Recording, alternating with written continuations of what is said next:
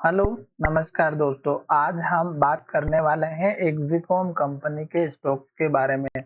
इस स्टॉक्स में एक बड़ी गिरावट दिखाई दे रही थी और एक दिन तो इस स्टॉक्स ने लोअर सर्किट भी लगाया था। आज के दिन इस स्टॉक्स ने अपर सर्किट के पास क्लोजिंग दी, अपर सर्किट भी लगा था और फिर से स्टॉक्स में गिरावट दिखाई दी। पर स्टॉक्स ने हालांकि हमारी ग्रीन कैंडल और हाई के पास क्लोज होते हुए दिखाया है।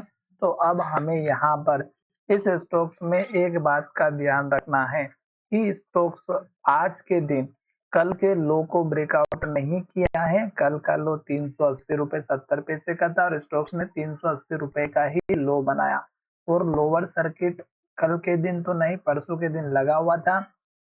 पर अब हमें स्टॉक्स का जो सपोर्ट लेवल, अगर आपने आज के दिन बाय किया है तो यहाँ पर देखिएगा स्टॉक्स का हाई था हमारा 530 रुपए के आसपास। फिर स्टॉक्स ने लो बनाया यहाँ पर 415 का।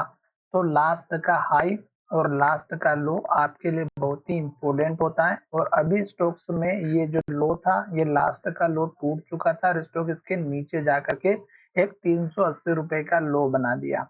तो हमेशा से आपको एक बात का ध्यान रखना है कि अगर आप लॉन्ग टर्म के निवेशक हैं और लॉन्ग टर्म में स्टॉक्स में एंट्री लेते हैं तो आपको मेरे हिसाब से लास्ट के लो का स्टॉप लॉस या सपोर्ट लेवल लेकर के चलना चाहिए, क्योंकि लास्ट का लो टूटता है तो गिरावट आती है और फिर आपको यहाँ पर निकलने का मौका नहीं मिलता, क्योंकि फिर स्टॉक्स छोटे टाइम फ्रेम के हिसाब से नीचे की तरफ जाता हुआ दिखाई देता है। अब जो ये लो बना है, ये आपका टारगेट बनेगा। 415 रुपए का आपका पहला टारगेट रहेगा।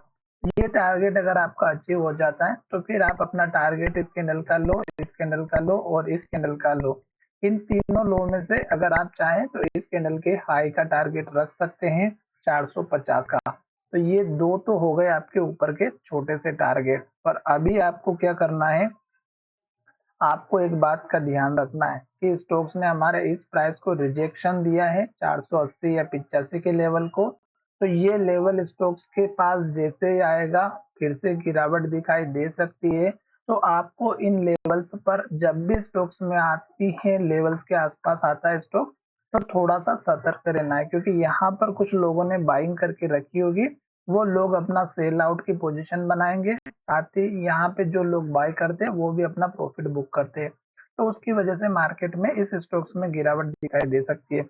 बात करते हैं स्टॉक के सपोर्ट लेवल की। तो ये जो लास्ट का लो 380 का बना, तो ये लेवल का आप स्टॉप लॉस सपोर्ट लेवल लेकर के चल सकते हैं। और फिर इस लेवल के बाद स्टॉक में सीधा सपोर्ट लेवल इस कैंडल का हाई 346 रुपए और इस कैंडल का 300 रुपए, ये दो लेवल आपके यहाँ पे सपोर्ट के दिखाई दे सकते हैं। अभी अगर आप देखेंगे तो हम इस कैंडल के लो को और इस कैंडल के लो को अगर हम ज्वाइन करते हैं एक ट्रेंड लाइन के माध्यम से, तो वो भी हमारा यहाँ पे काम करती हुई दिखाई देगी। तो ये एक तो हमारी सपोर्ट लाइन ये बन चुकी है। आप चाहें तो इस कैंडल के लो को और इस कैंडल के लो को भी ज्वाइन करेंगे तो भी आपकी सपोर्ट लाइन बन जाएगी। पर हमने यहाँ पे लास्ट वाले लो को ज्वाइन किया है ताकि हमें पता चले कि अच्छी सी सपोर्ट लाइन हमारी कहाँ पर वर्क करती हुई आएगी। तो ये मैंने आपके सामने लेवल्स और सपोर्ट लाइन दोनों बना दिया है। आशा करता हूँ कि आपको मेरा ये जो सपोर्ट लाइन का और मैंने जो आपको लेवल्स बना करके बताए, ये आपको अच्छे से समझ में आ चुके होंगे। साथ ही स्टॉक्स ने 5 से 7 कैंडल रेड बनाई है, लो बनाया और लो के पास क्लोज हुआ है। अभी भी स्टॉक्स ने इस लो को यहाँ पर मेंटेन करके चला है। अगर ये लेवल फिर से टूटता है तो स्टॉक्स में गिरावट दिखाई दे सकती है। छोटे मोटे मैंने 2-3 टारगेट बता दिए हैं, लास्ट के लो का स्टॉप लॉस जरूर रखिएगा। एक दिन अपर सर्किट लगने से मार्केट में कुछ नहीं होता है, क्योंकि स्टॉक्स अगर रिजेक्शन लेगा तो इस प्राइस से रिजेक्ट होके फिर से नीचे की तरफ आता हुआ दिखाई देगा। तो चलिए वीडियो को यहीं विराम करते हैं। धन्यवाद, मिलेंगे नए वीडियो में।